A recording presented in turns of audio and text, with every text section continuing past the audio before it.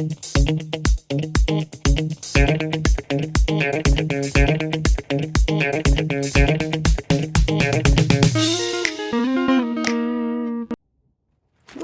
hi. Yeah, today there is a little bit of a perspective change happening, because sometimes the answers are in the details, you know. Will it be the case for the next question? Let's see.